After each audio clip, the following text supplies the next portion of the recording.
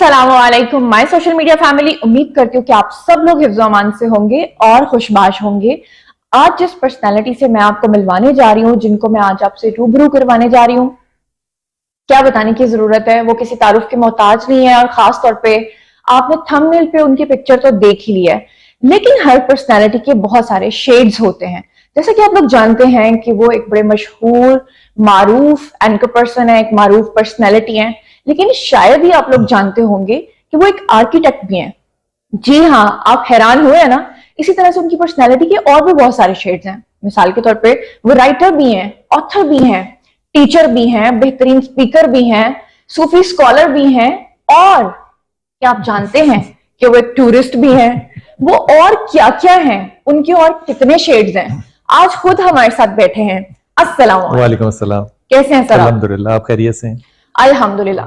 हमने बहुत कोशिश की कि हम आपको बिलाल साहब का घर दिखाएं, आपको हम उनका होम टूर कराएं, लेकिन हमें सिर्फ एक कोना मिला है। हमें सिर्फ यहाँ बैठने की इजाजत है क्योंकि उनकी जो मिसेज हैं उन्होंने मीडिया के लोगों को टोटली बैन किया हुआ है। तो क्या रीजन है सर? मेरे ख्याल में मेरे लिए और मेरी बीवी के लिए जो प्राइवेट लाइफ है वो बड़ी इंपॉर्टेंट है, इसलिए मैंने कभी भी वर्क को और घर को इकट्ठा नहीं किया एवर सिंस।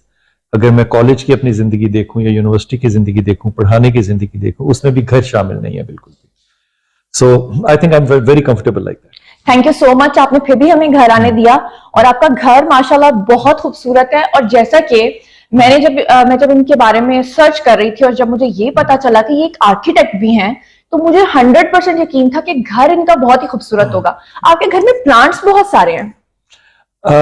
ग्रीनरी का वैसे तो मेरी बेगम को ज्यादा शौक है, लेकिन मेरे ख्याल में ग्रीनरी जो है वो एक एज का जो फैक्टर होता है ना, उसमें बड़ी सूदिंग हो जाती है। Once you have crossed 40, green colour is the colour जो कि आप बहुत ज्यादा प्लीज करता है आपको, क्योंकि आपके अंदर वो पिगमेंट जो है आंखों में वो कम हुआ होता है। तो मुझे लगता है वो प्लस 40 हुए क्योंकि बहुत अरसा गुजर गया, इसलिए शायद मुझे ज्यादा अच्छा लगता है।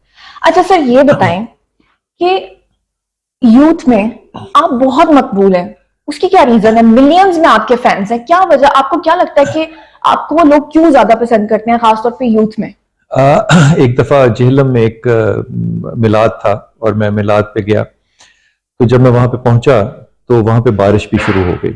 अब एक जेहलम का जगह, एक खुला मैदान, ऊपर से बारिश, और वो खून की सर्दी जो थी वो ऐसी थी कि बैठना बड़ा मुश्किल था।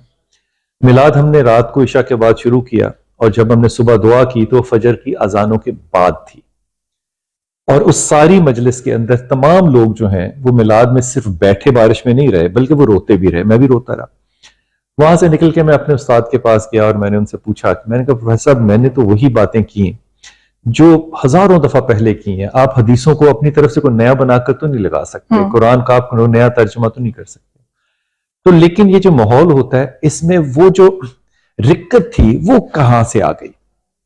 वैसा हमने खैर उसी वक्त तो अपने मजाज के मुताबिक जवाब नहीं दिया, लेकिन उन्होंने जाते हुए एक बड़ा अच्छा और बड़ा सादा जुमला कहा। उन्होंने कहा, जब सुनने और बोलने वाले के दरमियान में से शैतान निकल जाए तो खुदा ताला जो है वो अपनी रहमतों का नजूल कर देता है। तो मुझे नहीं लगता कि इसमें मेरी कोई ऐसी कदर है या मेरा कोई ऐसा कमाल है। बहुत अच्छे अच्छे लोग, ज्यादा पढ़े लिखे, काबिल, ज्यादा अच्छे बोलने सुलझे हुए लोग, जुबान पे ज्यादा दराक रखने वाले लोग दुनिया में मौजूद है। ये खुदा ताला की अपनी चॉइस होती है। खुदा जिसे चाहे इज्जत दे, जिसे चाहे जिल्लत दे, जिसे चाहे जिंदगी दे, जिसे चाहे मौत दे। ये सूरह बकर है अल्लाह की।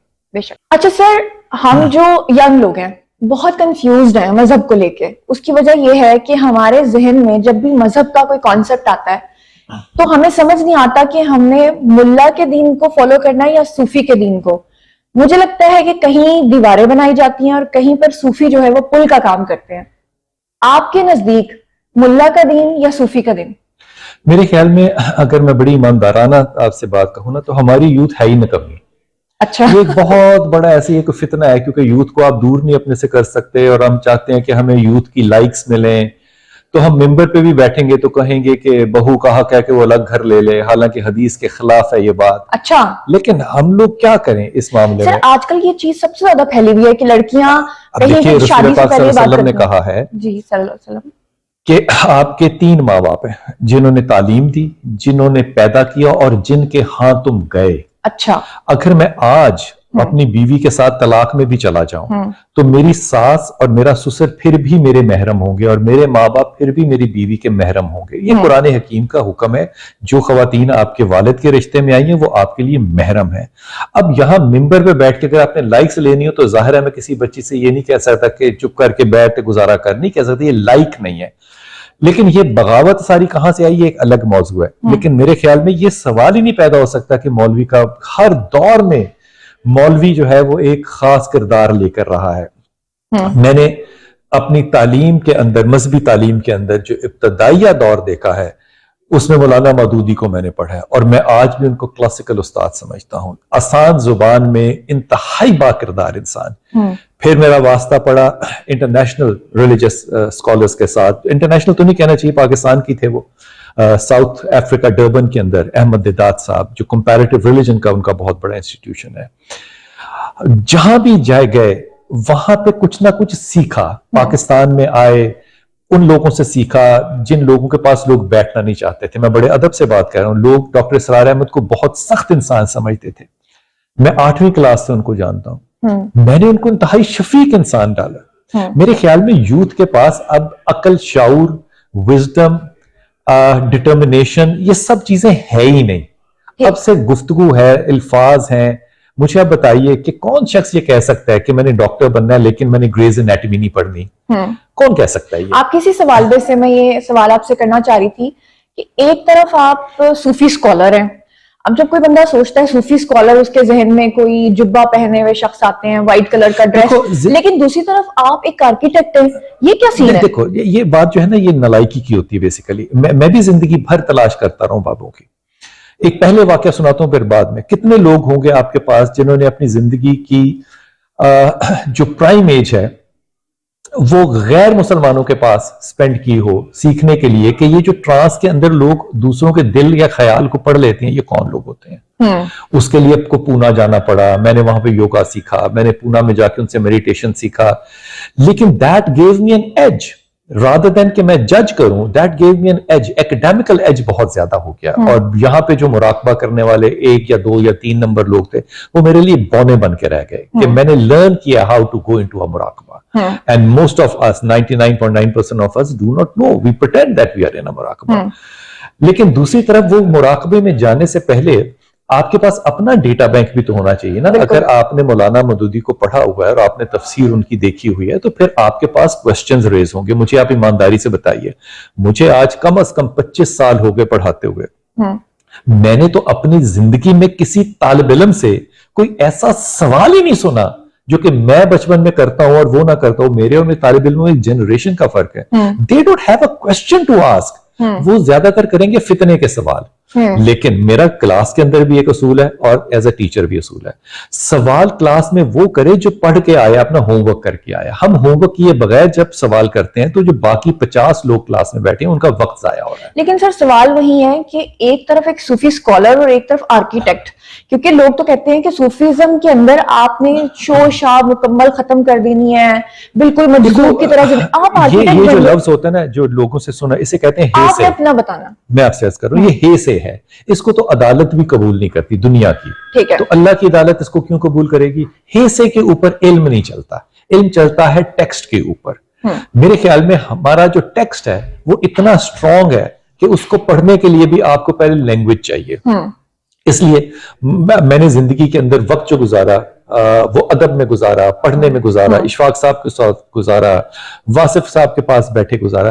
तो लफ्जों की तरतीब करने के बगैर आपको लिटरेचर नहीं आता, लेकिन लिटरेचर के बगैर आपको हदीस पढ़ने का जौक नहीं आता। हदीस नहीं पढ़ेंगे तो आप कुरान से टैली नहीं कर सकते। ये इन्वेस्टमेंट है आपकी और आपकी अपनी प्रायोरिटी है। फर्ज कीजिए कि आप जिंदगी में सिर्फ एक सवाल पैदा कर लें कि खुदा है या नहीं। इसका जवाब तलाश करने के लिए अब आपको क्या करना पड़ेगा? बस जो भी करना पड़ेगा और जो करना चाहिए वो आप कर गुजरें। आपको दुनिया की कोई ताकत नहीं है जो कोई रोके इस बात से कि आप अपने सवाल का जवाब खुद ढूंढें। लेकिन आप गौर कीजिए कि जिस जमाने में हमने उस्तादजा को स्पीकर्स बना के और मोटिवेशनल स्पीकर्स बना के आउटसोर्स कर दिया, और यूनिवर्सिटी कहती है आउटसोर्स आएगा टीचर और वो बताएगा कि किरदार साजी कैसी होती है, क्या उन यूनिवर्सिटीज को आग नहीं लगा देनी चाहिए? बिल्कुल सही कह रहे हो। सो ये बहुत बड़ा गैप है। आई डोंट थिंक कि हमारे पास कोई ऐसा क्वेश्चन या ऐसी इंक्वायरी है कि हम ये सोच सकें कि हमने कोई बहुत बड़ी बात की। नहीं, हमारे पास बेसिक डेटा नहीं है। अब पेंटियम 2 का डेटा पेंटियम 5 में अगर चलाना चाहते हैं और आप चीख चीख के कहें कि मैं पेंटियम 5 हूं, तो आप पेंटियम 5 बंद थोड़ी जाएंगे। We must increase the motherboard. हम अपना मदरबोर्ड जब तक नहीं बनाएंगे तब तक तो मेरे ख्याल में सवाल करने की हमें इजाजत ही नहीं होनी चाहिए। अच्छा सर, एक आपसे ये मैं सवाल पूछना चाहती हूँ कि जैसे आप सोशल मीडिया पे, क्योंकि आप बहुत ज्यादा मकबूल है, आपके मिलियंस में फैंस हैं, आपने आमतौर पे देखा होगा कि हम जब कोई पोस्ट लगाते हैं, चाहे कोई मेल है चाहे कोई फीमेल है, तो सबसे पहले अगर मेल अपनी पोस्ट लगाता है, जैसे आपने 3 पीस पहना हुआ है, मैं जैसे कि आपको आजकल की जनरेशन के हिसाब से नजर आ रही हूँ, तो लोग फौरन लिख देंगे कि जी आपने तो दुपट्टा नहीं लिया, इट्स मी, हम सबका अल्लाह के साथ अपना एक ताल्लुक है, लेकिन कहा जाएगा कि नहीं जी आप तो ये हैं, आप तो वो हैं। इसी तरह जैसे आप हैं तो लोग लिखते नहीं है कि भाई पैंट कोट पहन के कोई सूफी स्कॉलर, तो लोग जैसे आप कह रहे हैं हमारी यूथ बहुत ज्यादा नेगेटिव क्वेश्चंस की तरफ जाती है, ऐसे लोगों को कैसे हैंडल करते हैं? हाँ, मैं किसी को हैंडल करते ही नहीं, पहली बात तो ये सबसे आसान मैं नहीं किसी को हैंडल। मुझे क्या मुसीबत पड़ी है कि मैं किसी को हैंडल करूं या किसी के सवाल का ऐसा उल्टा सा जवाब दूं। एक तो मजहबी तबका हमारा ऐसा आ गया कि हर किसी के ऊपर मजहब को कील की तरह ठोकना चाहता है। मैंने अपने क्लासिकल टीचर्स में मजहब ठोकना किसी को नहीं। मिसाल के तौर पे मुझे किसी ने कहा कि यार किसी दिन जाके डॉक्टर इसरार साहब से कहना कि वो बहुत गुस्से में बात करते हैं, तो मैंने भी डॉक्टर साहब के जाके अपनी मासूमियत में कह दिया, मैंने कहा डॉक्टर साहब बड़ा गुस्सा करते हैं। तो उन्होंने कहा मियां मैं अल्लाह को सेल करता हूं, मैं अल्लाह के ख्याल को, या आज तो ये भी नहीं जुमला कह सकते हैं ना जो उन्होंने कहा, उसमें भी कोई ना कोई फतवा आ जाएगा। उन्होंने कहा मैं वो बात करूंगा जो अल्लाह और अल्लाह का रसूल करता है। उसमें कहां से आ गई नस्वानियत? अब नस्वानियत का जुमला भी नहीं मैं इस्तेमाल कर सकता। फीमेल जो है वो 8 मार्च वाली खिलाफ खड़ी हो जाएंगी। आपने ये कह के दिया, आपने हमें कमजोर कर दिया। नहीं, अब वो इतनी ज्यादा आपको क्या कहना चाहिए, जो एनजीओ इंटेलिजेंस है वो इतनी ज्यादा डोमिनेंट हो गई कि वो रियलिटी खत्म हो गई है। ठुड्डे खाए उस हाथ से, मार खाई, रोटी भी उन्होंने खिलाई, लेकिन वो खाने वाला है कोई आज नहीं। आज का जुमला क्या है? मार नहीं प्यार। मेरे ख्याल में इससे ज्यादा हल्का, सस्ता, जाहिलाना और नुकसान पहुंचाने वाला जुमला कोई हुकूमत पैदा ही नहीं कर सकती, क्योंकि आपने मार नहीं प्यार के बाद उस्ताद का और बाप का रिश्ता बच्चे से तोड़ दिया। जब आपने ये कर दिया तो इसके बाद आप कहते हैं कि तरबियत के फिर आपने फाउंडेशन जो है उनके टीचर्स बुलाने शुरू कर दिए। आप आई जी बताएं तरबियत कैसे होती है। एक खातून ने एक स्कूल का प्रिंसिपल्स का एक ग्रुप था, डीएचए में बैठे थे। जाहिर को डीएचए में बैठना भी हो तो क्लब में जाके बैठना पड़ता है। उन्होंने कहा जी बताएं हम किरदार साजी कैसे करें। अब वो सारी प्रिंसिपल्स वहां पे बैठी हुई हैं जिनके नीचे 12-12, 1500 बच्चा है। एक प्रोफेसर साहबा वो थी जो तीसरी दफा रिटायर हुई थी, तो 75-80 साल की तो होगी ना। उन्होंने कहा जी बातें आपने बड़ी कर ली, मुझे सुनाई, बताएं बस कि what should be the act, करना क्या है कि बच्चे सीधे हो जाएं। मैंने कहा जी आप जो है ना, साड़ी पहनी खातून ने, इसका मतलब अच्छी रख रखाव वाली औरत थी। मैंने कहा आपने जो कलमा चौक है ना डिफेंस का, वहां से आपने एक बोतल में तेल भरवाना है हाई ऑक्टेन, और आपने आयते करीमा पढ़ता रहना है। 5 लीटर भरवा के आयते करीमा पढ़ना है। घर आके आपने उसको सजदागाह की जगह रखना है। उसके बाद आपने किबला रुख होके 3 दफा कुल शरीफ पढ़ना है और वो पेट्रोल पी लेना है। ओहो कहती फिर मैंने कहा उसके बाद आपने माचिस की तीली जलानी है और वो अपने मुंह के पास ले जानी है। Now, my point is कि अगर 3 दफा की प्रोफेसर को नहीं पता कि किरदार क्या बनाना है, तो उसने 1500-2000 बच्चों का क्या सत्यानाश किया होगा। She should die। अब कहेंगे नहीं उसका भी हक है। अरे कैसे हक है? आपको जब काले और सफेद में रहने की तमीज ही ना हो, तो फिर ग्रे के अंदर रहने वाले जो होते हैं उनको खास तौर पे एक नाम दिया जाता है, जो कि आज की दुनिया में वो भी बड़े एलीट हो गए, वो नाम भी नहीं दिया जा सकता। द माशरा and the youth is absolutely disconnected with the reading, literature, philosophy, science का तो खैर कहना ही बिल्कुल एक दूर की बात है ना। हम डिस्कनेक्टेड हैं, हम अपने माहौल से डिस्कनेक्टेड हैं। हमें जराए चाहिए थे कमाने के लिए, उसके लिए इंजीनियर या डॉक्टर बनते थे। फिर कहा जी नहीं एमबीए कर लें। एमबीए करने वक्त हमें ये नहीं किसी ने बताया कि आप माइक्रोसॉफ्ट के मालिक नहीं बनेंगे, हमेशा मुलाजिम रहेंगे। फिर एक नई साइंस आ गई कि जनाब आप अपना कारोबार करना सीखें। अब वो जिस शख्स ने किताब लिखी थी जुनैरा, how to win friends, Dale Carnegie, उसके तर्जुमे कर करके हमने कमाइयां की। यहां पे लोगों ने कमाल कर, जब वो डेल कार्नी मरा तो 2 हफ्ते किसी को पता ही नहीं चला कि वो अपने फ्लैट में मरा पड़ा है। बिल्कुल। क्यों? उसका दुनिया में दोस्त नहीं था, और वो दुनिया को ये बता रहा था कि दोस्त बनाते कैसे हैं। मेरे ख्याल में अपने अपने गिरबानों में ईमानदारी से झांकने की बात है। आई एम नॉट रिलीजियस और सूफी इसलिए कि मैं बनना चाहता हूं, नॉट एट ऑल। मैंने जिंदगी में फैसला किया कि अक्लमंद होना चाहिए, आपको ईमानदार होना चाहिए, आपको हर शय का इल्म होना चाहिए।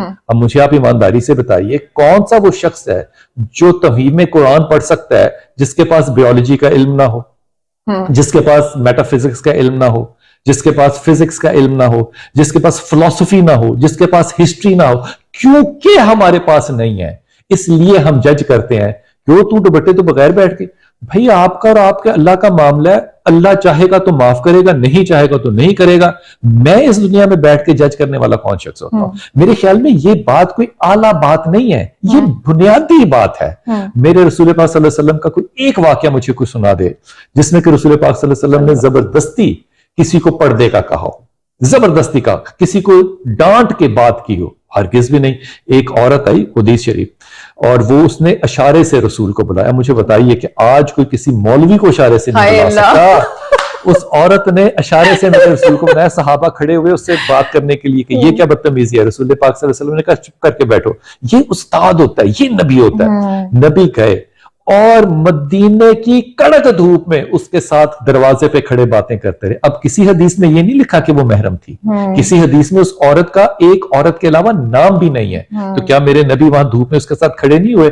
आज के खुदा ना खास्ता हमारे उलमा होते तो क्या इस मौजू के ऊपर और इस ताबीर पे फतवे ना लगाते? लेकिन रसूल को जब साहबा ने कहा या रसूल अल्लाह ये तो मजनून औरत थी, आप इसके साथ खड़े रहे इतनी देर। बात तो आज वाले लोगों की है ना। साहबा को जवाब मेरे नबी ने पता क्या दिया? कहा अगर मैं मोहम्मद भी ना उसकी सुनूं तो फिर उसकी कौन सुनेगा? कमाल। तो फिर आपको पहले अपनी चॉइस करनी है। मुझे कौन सा हीरो चाहिए, मुझे कैसा शख्स चाहिए? मुझे उमर खत्ताब जैसा चाहिए जो सोता तो बाहर हो हाथ सर के नीचे रख के, लेकिन रियासत उसकी जो हो वो स्पेन तक जा रही है। ये लोगों की अपनी चॉइसेस हैं। अगर आपकी चॉइस ही आउटसोर्स होगा और कोई आपको आके बताए तो मेरे ख्याल में ये फिर नुकसान मैंने अपना किया है। आई डोंट थिंक के हमारी यूथ में क्वेश्चंस हैं, हमारी यूथ में क्वेश्चन है ही नहीं। लेकिन एक चीज जो नहीं देखी है मैंने जुनैरा अपनी यूथ के अंदर, दैट इज, बड़ी माफी के साथ कह रहा हूं ये बात, we are products of unhappy marriages. True, हम अनहैप्पी मैरिजेस के प्रोडक्ट्स हैं। मैरिज इसलिए चल रही है क्योंकि चलानी है, अब औलाद की तरबियत कुकू करनी है किसी ने। सर मैं आपकी बात काट रही हूँ, मैं आपसे ये जानना चाहती हूँ कि देखें पुराने वक्तों में माँ बाप रिश्ता तय करते थे और एक दूसरे की तस्वीर भी नहीं देखी होती थी और सारी जिंदगी निभाते थे। आज लोग अल्लाह माफ करे दीन से तो बहुत दूर हो ही गए हैं। अब तो आप वेस्ट में देखें लिव इन रिलेशनशिप कितना आम हो चुका है। एशिया के अंदर भारत इसकी सबसे बड़ी मिसाल है कि वहां पर पाकिस्तान में भी है लेकिन नाम नहीं लेते या जिक्र नहीं करते, लेकिन यहाँ पे भी बहुत ज्यादा इस तरह की चीजें हो रही हैं। आपने देखा होगा वो जाहिर जाफर वाला केस जिसमें नूर मुकद्दम को उसने मार दिया, वो भी उसके साथ रिलेशनशिप में ही था, 3 दिन तक बताया नहीं घर वालों को। फिर आपको वो याद होगा वो मोटरवे पे जो आबिद मली ने किया, खैर वो लिव इन का तो मिसाल नहीं है। फिर आपको याद होगा वो इस्लामाबाद के अंदर जो एक शख्स था उस्मान, उसने एक लड़की के साथ जो हरकत की इवन के। तो लेकिन अब ये देखें ना इस मामले में मेरा सवाल ये है कि लिव इन में रहने के बावजूद एक दूसरे को 7-7, 8-8 साल डेट करने के बावजूद एंड पे कहते हैं हम एक दूसरे को समझे नहीं और रिश्ता तोड़ देते हैं। हम बुनियादी तौर पे ना कचूमर है वेस्ट और ईस्ट के, ना हम वो बन सके ना हम ये बन सके। देखो अगर आज कोई 5 साल तक एक लिविंग रिलेशनशिप में अमेरिका में रहता है तो कानून उसको मियां और बीवी मानता है, क्या हमारे यहाँ मानेगा? नहीं। उसकी वजह ये कि हमने सारी जिंदगी गुजार दी शियों को बुरा कहते हुए कि मता करते हैं, तबर्रा कर करके हमने अपने दिल राजी किए। उसके बाद आ गया सऊदी अरब से फतवा मिसियाक का, हमने उसको डिनाई कर दिया क्योंकि अगर मिसियाक के हम फतवे को मानते सऊदी के तो फिर हमें वो माफिया मांगनी पड़ती शियों से। There is nothing like living relationship. ये हिजाब और कबूल है, अगर आप रिस्पॉन्सिबिलिटी से करना चाहते हैं तो करें। अगर फर्ज कीजिए कि मैं ये एक बागियाना मशवरा दूं लोगों को कि हुजूर अगर आपने एक दूसरे के साथ रहना कबूल किया है तो ये नकाह है, यही नकाह है, अब आप इस पे मेहर तय करें और अपनी औलाद को हलाल नाम दें, तो लोगों को क्या कबूल होगा?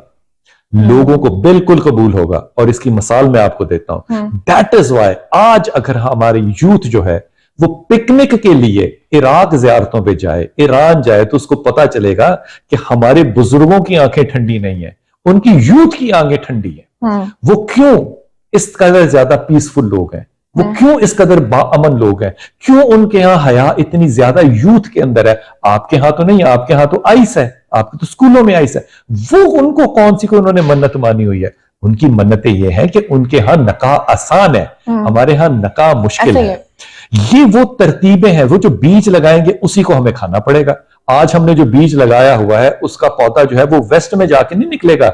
वेस्ट अपने इस पौधे को कानूनी तहफ्फुज दे चुका है, हमने अपने इस बीज को कानूनी तहफ्फुज नहीं दिया। सर अब लाइट मूड में बात करते हैं, ठीक है ना। एक टीचर से हमारी बात हो गई, एक स्कॉलर से हमारी बात हो गई है। अच्छा ये बताएं कि जैसे हम बिल्कुल भी समझ लें आपके बारे में कुछ भी नहीं जानते, तो अपना बचपन बताएं कहाँ गुजरा, और आपकी तालीम और तरबियत मैंने सुना है कि वेस्ट में हुई है, यूके में शायद आप पढ़ के आए हैं। मैं अमेरिका से, मेरी सारी फैमिली जो है वो अमेरिका में बॉस्टन में सेटल है और 40-50 साल से वहीं पे सेटल है। ठीक है। मेरी बुनियादी तालीम जो है वो डॉन बॉस्को हाई स्कूल से है, एम्प्रेस रोड पे। हम लोग शिमला पहाड़ी के रहने वाले लोग हैं और बीबी पाक दामना से हमारा बड़ा करीबी ताल्लुक है। वहां पे अब भी हमारा आबाई घर जो है वो मौजूद है। स्कूल के बाद गवर्नमेंट कॉलेज चले गए, सियासत ज्वाइन की। ये सारे रास्ते जो थे ये मेरे ख्याल में इल्मी थे। सियासत को एक जुमले में डिफाइन कर दें। नजरियात। अच्छा, किसी नजरिए के साथ होना। मेरे दौर में या आप सुर्ख हो सकते थे या सब्ज हो सकते थे। आज के दौर में? आज के दौर में भी यही है। मल्टी कलर भी चलेगा? नहीं, मल्टी कलर हो नहीं सकता, क्योंकि ये कंफ्यूजन जो है ना, ये नजरियात नहीं होते, ये एब्सेंस ऑफ नॉलेज होता है। अगर आपके पास नॉलेज है तो आपको पता होगा कि मिसाल के तौर पे मैं बड़ा सुर्खा था एक जमाने में, और उस जमाने में जब पता चला कि सुर्खे जो है उनके अपने कुत्ते जो है वो हमसे ज्यादा पैसे महीने के खर्चते हैं और उनके अपने घरों के अंदर जो सर्वेंट क्वार्टर है वो 6-6 मॉडल टाउन के घरों के अंदर है। हमने कहा यार हम तो बराबरी की सतह पर सुर्खे हुए थे, फिर हम सब्जे हो गए। वो एक एवोल्यूशनरी प्रोसेस है ना जिसमें से आपने गुजरना है। एमसीए के अंदर पढ़ा भी, वहां पे पढ़ा भी रहा हूं, लेकिन मेरा जिस दिन से वहां पे दाखिल हुआ हूं इख्तलाफ है। पहले दिन उस्ताद ने, अल्लाह ताला उन्हें हमेशा खुश रखे, एक बहुत बड़े स्कल्पटर है, नाम नहीं लेता, मेरे उस्ताद थे, उन्होंने आकर स्कल्पचर को जमीन पे मारा था कि ये गलत बना रहे हो। मैंने उनका गिरबान पकड़ लिया कि तमीज से बात करें। अच्छा। ये नीचे फेंकने का क्या मतलब है, ये मट्टी है, मट्टी की कदर करें। आज उनके साथ बड़ी मोहब्बत है, मैं उनको वालिद की जगह पे रखता हूँ, लेकिन अपने नजरियात होते हैं। मैं मट्टी की कदर नहीं करूंगा तो मट्टी मेरी कदर कैसे? आपकी बातों से लग रहा है कि आप बचपन से ही असूली थे, मतलब। और नजरियाती कहना चाहिए मेरे ख्याल में ज्यादा बेहतर है। नजरियात के आम बंदे की नजर में आप जिद्दी थे। जिद्दी? बिल्कुल जिद्दी कहा जा सकता है, और इसको कहना बिल्कुल हक में जानिब होगा, क्योंकि नजरियाती शख्स जाहिर है अपना नजरिया रखता है, वो उसको डाइल्यूट नहीं करना चाहता। मैं अगर किसी शय को हराम समझता हूं तो उस पर जिद के साथ बैठूंगा, हराम समझूंगा।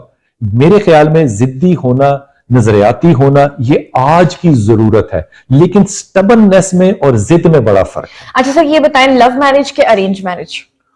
100% I am a believer of love. मेरी पहली मोहब्बत और पहला इश्क मुझे अपनी नर्सरी का याद है। अच्छा। मुझे अपनी आया के साथ, नर्सरी क्लास में मुझे अपनी आया के साथ इश्क हो गया। उसके सफेद बाल थे और लंबी चोटी थी, वो मुझे गोद में उठाती थी और मैं उसकी गोद में उसके बालों से खेलता हुआ ये सोचता था कि जब मैं बड़ा हो जाऊंगा तो बड़ा होके मैं आया बनूंगा। अच्छा। मेरा आइडियल था, मोहब्बत थी ना उस जमाने की, यही मोहब्बत थी, प्योर थी। सेकंड थर्ड आया को पता ही नहीं कि जो छोटा सा मैं बेचारा, नहीं मैं उसको बताता था कि मैं बड़ा होके तुम्हारे साथ शादी करूंगा। अच्छा। हाँ, देखो वो नन्स का स्कूल था। हाँ। उनके दिल, दिमाग, जहन हमसे बहुत बाला थे, बहुत बाला थे। उन्होंने गोदों में लेके हमें पढ़ाया भी और पाला भी। लेकिन जब आप बड़े हुए तो नन थी वहां पे, या वो फिर जा चुके? नहीं, इश्क तो हमेशा बड़े हुए, लेकिन तमाम के तमाम नाकाम। ओहो। क्योंकि देखो नाकामी की वजह क्या? मैं आपसे अर्ज करता हूँ, जो लोअर मिडिल क्लास होती है ना, वो जहनी तौर पे कभी भी अपर मिडिल क्लास बन नहीं सकती। सो मैं लोअर मिडिल क्लास से था। सो हमारी रोमांस जो होती है ना, हमारी रोमांस ये होती है कि शादी कर लो। अब मैट्रिक में जाके अब्बू को कहना कि मैं ब्याह करना है, कितनी जाहिलाना सी बात है। इंटर में आके कहा कि मैंने, वो इंडियन स्टार थी कोई माधुरी, उसका गाना आ गया 1 2 3, तो मैंने कैसे शादी करनी चाहिए? मैंने तो वीजा लगवा लिया। वो फली इंजीनियर, अल्लाह ताला से जन्नत नसीब करे, फली इंजीनियर ने वीजा लगवा दिया। कितनी बड़ी ब्रेकिंग न्यूज देखा, मैंने कहा था ना, उसने कहा जनाब, मैंने कहा था ना इनकी पर्सनालिटी की बहुत सारे शेड्स हैं। यानी वो कह रहे हैं कि 1 2 3 जब माधुरी का गाना आया तो उन्होंने डिसाइड कर लिया था कि वो शादी करने जा रहे हैं। तो वालिद को मैंने कहा मैं इंडिया जा रहा हूँ। कहना क्यों जा रहे हो? मैंने कहा जी मैं माधुरी नाल मैं ब्याह करना है। पंजाबी स्पीकिंग है जी जी। तो अब्बा को रोकना चाहिए था, अब्बा ने नहीं रोका। Very wise man, very wise man. उन्होंने सिर्फ मुझे जाते हुए ये कहा कि यार तुम माधुरी ने पूछे है? अच्छा, then I started hating my father कि यार मेरे जैसा एक हंक और मैं पूछूंगा, मैं तो उसके सामने खड़े हो जाऊंगा तो उसको तो एवेपोरेट हो जाना चाहिए। हाँ। लेकिन जब मैंने अटारी क्रॉस किया ना, तो मुझे अब्बा की बात जो थी ना वो कानों में गूंजी कि यार जी उन्हें रिजेक्ट करता था की होएगा। वो तो खैर बड़े सालों बाद फैसला मैंने ये किया कि मैंने ठीक ही किया था उस वक्त। लेकिन इंसान कितना खुश होगा जो मोहब्बत ना करता रास्ते से हो। वापस आ गए आप? अटारी से वापस आ गए। ओहो। 30 रुपए जेब में हो, सामान कोई ना हो और माधुरी से शादी करने फर्स्ट ईयर में निकल जाए, आप खुद सोचें। लेकिन वैसे इसमें, लेकिन माधुरी की कौन सी चीज वैसे आपको, यानी उनकी एक्टिंग, उनका डांस या उनके एक्सप्रेशन भाई कमाल है वो? नथिंग कुछ भी नहीं। वो उम्र होती है जिसमें सिर्फ औरत का औरत होने ही काफी होता है। अच्छा। बस उसका वो जिंदा है तो मोहब्बत हो गई। औरत से मुझे याद आया कि आपने बहुत सारे नाकाम इश्क किए, फिर कामयाब इश्क कैसे हुआ आपको? कभी भी नहीं हुआ, अभी तक नहीं हुआ कामयाब। मेरे ख्याल में जो वाहिद मोहब्बत है ना, इसीलिए आंटी जो है वो हमें घर में आना अलाउ नहीं करती, क्योंकि वो ये बात ना आप हमें बता दें। मैंने शादी जो है वो अपनी माँ के कहने पे की, मेरी माँ के रिश्तेदार है। अच्छा, ठीक है। तो मैं बॉस्टन स्टेट से एक गोरा स्टाइल आया, तो मेरी माँ ने क्या, तेरे रिश्ते ली जाना सी ते मॉडल टाउन ते चल चलिए। कड़क गर्मियां और गाड़ी में एसी जो था वो भी सांस भर रहा था कि मैं कितनी देर चलूं। अच्छा। 3.5 घंटे मॉडल टाउन का गोल चक्कर चलाता रहा मैं कि अम्मी अब्बू कब कहेंगे मैं जाऊं, मैं पिक करूं, कब जाऊं मैं पिक करूं। खैर 3.5 घंटे के बाद वो कहीं मेरा कांटेक्ट हुआ उनके साथ, गाड़ी में बैठे अम्मा अब्बा। तो मैंने फौरन पूछा अम्मा से, मैंने कहा अम्मा फिर तानू कुड़ी की खुजी लगी? अम्मी कहती हैं वो तो असी देखनी भुल गए। अल्लाह अकबर। मैं क्या अम्मी 3.5 घंटे? कहते असं गप्पां ही इन्नियां मारते रहे कि सानू पता ही नहीं चलिया कुड़ी भी देखनी है। मैं माम जामन बन आई हूं ते हुण तू पक्का रवी पैरां ते। अच्छा। तो ऑप्शन ही कोई नहीं थी। लेकिन मेरे ख्याल में देखो, ये अदब जो है ना ये हमेशा बाबरकत होता है। बेशक। अगर आप अपने माँ बाप की सुने और अंधा ध्यान रख लें कि यार माँ बाप अब कर आए हैं ना, अपने उन्होंने अहद दे दिया अपना, मैं उनको लेट डाउन, खुदा उनको लेट डाउन नहीं होने देगा। बेशक। क्योंकि अल्लाह ने अपनी मोहब्बत का जो तकाजा है ना वो माँ के नाम से पैदा किया। बेशक। बाप के लिए जो अल्लाह ने जन्नत का दरवाजा रखा है ना वो बाप है। जन्नत का 8वां दरवाजा बाप है। अल्लाह ने कहा कि अगर तुम अपनी माँ को, सहाबी आया रसूल के पास सल्लल्लाहु अलैहि वसल्लम के पास और कहता है कि मेरी माँ है और मैंने हज पे जाना। उन्होंने कहा तू अपनी माँ की खिदमत कर। उसने कहा जी माँ की तो बड़ी खिदमत करते हैं, तो हज ही होता है ना। अल्लाह के रसूल ने कहा तू अपनी माँ को सिर्फ मुस्कुरा के देख, तेरा हज नहीं है, हज अकबर है जो जुमे वाले दिन होगा, अकबर। तो उसने आगे से ना बड़ा सार्कास्टिक जवाब दिया, कैसे कैसे होए उसने कहा कि यार रसूलल्लाह मैं तो अपनी माँ को दिन में कई दफा देखता हूं। उसका ख्याल था कि अब एक हज अकबर हो गया तो अब क्या रसूल कहेगा। अल्लाह के रसूल ने कहा तू 70 दफा भी उसको दिन में मुस्कुरा के देखे, तेरे एक दिन में 70 हज अकबर है। माशाल्लाह। ये रिश्ते हैं, ये ताल्लुक है, फिर खुदा क्यों बरकत ना डाले। लेकिन मैं इन बातों का बड़ा तकद्दुस करता हूं कि मेरी जिंदगी जो है वो घर में नहीं है, घर से बाहर है। मैं 6 महीने के लिए भी मुल्क से बाहर चला जाऊं मेरी कोई कमी महसूस नहीं होती। लेकिन मेरी बेगम जो है वो आधे घंटे के लिए भी कहीं बताए बगैर बाहर चले जाए तो घर में एक गुहराम मचा होता है कि खातून कहाँ है, ये कैसे होगा, वो कैसे होगा। ये डोमेन्स नहीं है, मेरे ख्याल में ये अल्लाह की बरकत है। अच्छा ये बताएं, जब आपने पहले दिन घूंघट उठाया था आंटी का? नहीं, घूंघट था ही कोई नहीं। घूंघट ही नहीं था? एब्सोल्युटली। मस्जिद में जाके निकाह हुआ। अच्छा। घर गए, गाड़ी में दरवाजा खोला, मंसूर मेरा बचपन का दोस्त है, उसकी बीवी आरफा साथ थे, उन्होंने पीछे बिठाया। घर आए तो निकाहनामे में उसने कहा कि 1000 रुपया लिखा हुआ है महर, तो वो महर दो। मैंने उसको महर पकड़ाया, उसने हम सबके लिए खाना पकाया। अच्छा, पहले दिन ही उसने मुर्गी पकाई, वहां पे सालन और रोटी खाई। उसके बाद उसने कहा आप जाके दाता दरबार जाके पहले दिन आपने दुल्हन से रोटी पकवाई? एब्सोल्युटली। उसने कहा 1000 रुपया दिया, इसकी जाके बाहर लोगों को रोटी खिला के लाते हैं। अच्छा गाइस, मैं आपको ये बता दूं कि बिलाल कुतुब सबसे मेरी फर्स्ट मीटिंग है, लेकिन आप यकीनन जानना चाहिए इनकी फेवरेट डिश क्या है।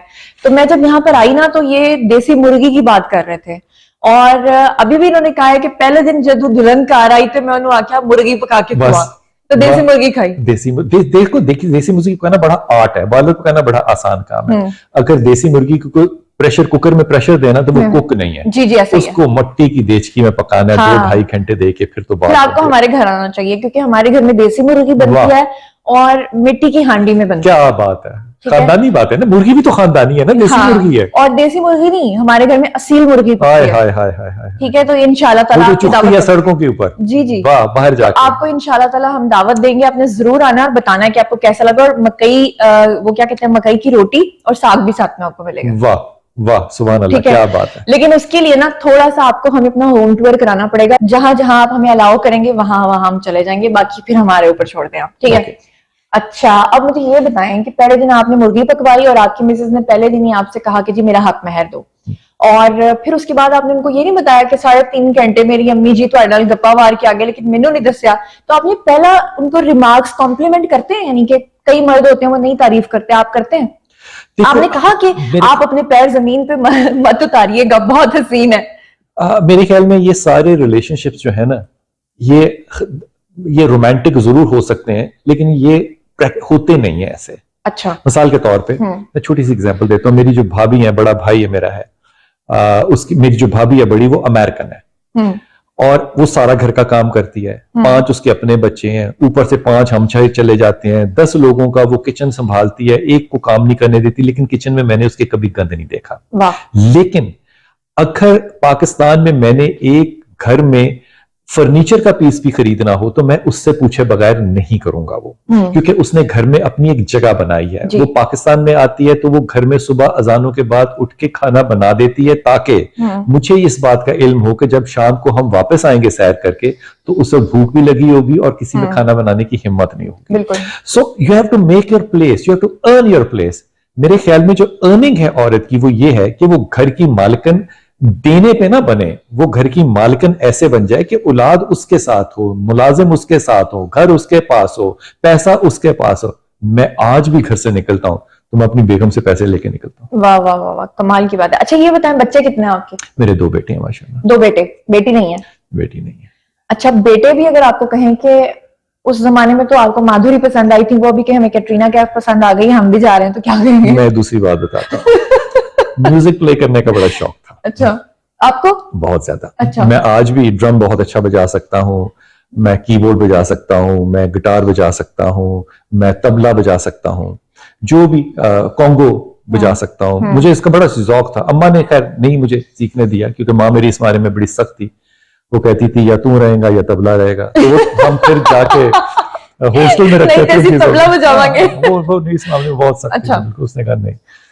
तो म्यूजिक बजा के एक दफा वापस आए और उसके साथ बड़ी बड़ी मशहूर शख्सियतें थी साथ, अल्लाह ताला उन सबको जन्नत नसीब करे। हादसों में उनका इंतकाल हो गया, मैं नाम नहीं लेता।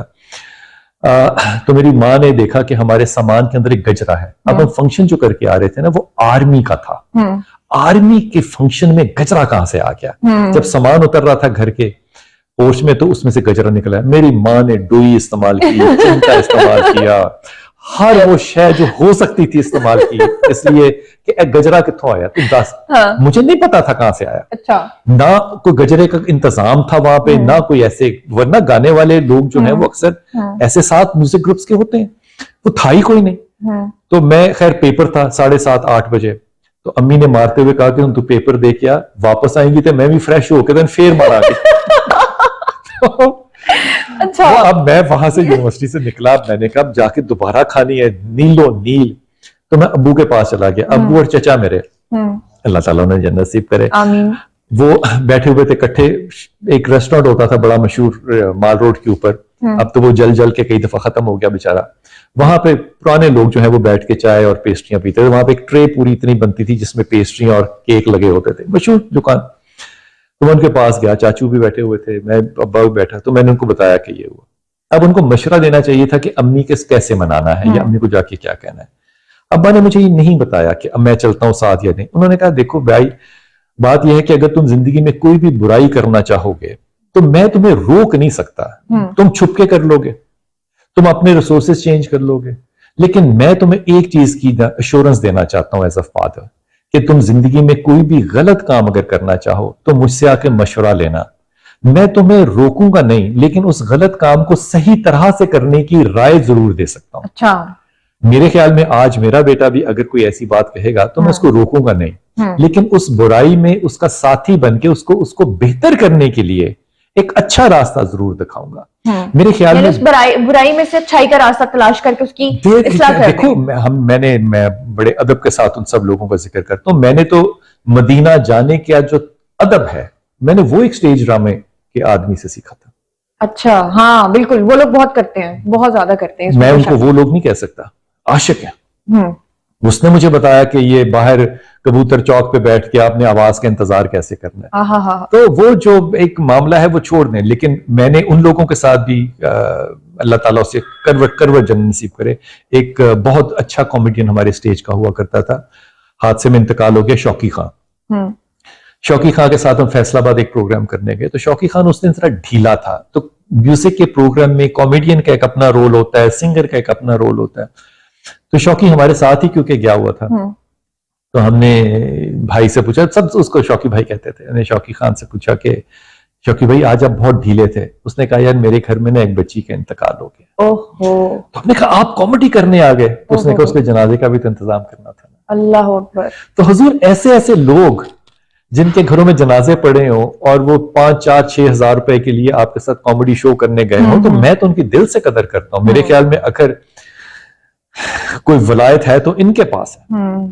क्या खूबसूरत इंसान ही है, क्या लेकिन आप उनकी मजबूरियां देखें। हम लोग तो हर तरह की सहूलत से भरे हुए लोग हैं, लेकिन नाशुक्र लोग हैं। सो मेरे ख्याल में हर वो शय, मेरे ख्याल में मुझे मौसीकी ने भी बहुत सिखाया कि लोग अपने पैसे पेट पालने के लिए क्या करते हैं। I couldn't pay my fee, I had to learn. अगर मैं एक इंटर्नशिप जॉब करूं, मुझे महीने के 6,000 रुपए मिल जाते हैं। म्यूजिक प्ले करने थे तो शाम के 15,000 रुपए मिल जाते थे। तो आप क्या चूज करेंगे? जाहिर है आप म्यूजिक प्ले करेंगे। लोग समझते थे कि मुझे बड़ा ज़ौक है, मुझे बड़ा शौक है, हम गाने सुनते होंगे तैयार करने के लिए। Absolutely garbage. जो मर्जी आए, वही धुन, वही बीट्स होती हैं, वही काम होता है। अब सिर्फ उससे फायदा यह हुआ कि अब मैं किसी बेसुरे को बर्दाश्त नहीं करता। कोई बेसुरा नात पढ़ रहा हो, मुझे बड़ा गुस्सा आता है। मैं कहता हूं ये तकद्दुस से नात नहीं है कि तुम इसके साथ सुर ना जाओ। वो उल्मा का एक अपना नुक्ता नजर है कि वो क्या समझेंगे, लेकिन मुझे तो अगर अजान के अंदर आवाज अच्छी ना हो, मुझे तो वो भी अच्छा नहीं लगता। मैं समझता हूं अजान देना, नात पढ़ना, ये नौजवानों के काम है। आप अपने बच्चों को मौका दें कि वो अजानें दें, बच्चों को मौका दें कि वो आपकी मस्जिदों को आबाद करें, खवातीन को अपनी मस्जिदों में आने की इजाजत दें। ये नस्लें अगर मस्जिदें आबाद नहीं करेंगी, फिर आपकी मस्जिदों को आबाद वही लोग करेंगे जिनके हम आज खिलाफ खड़े हैं।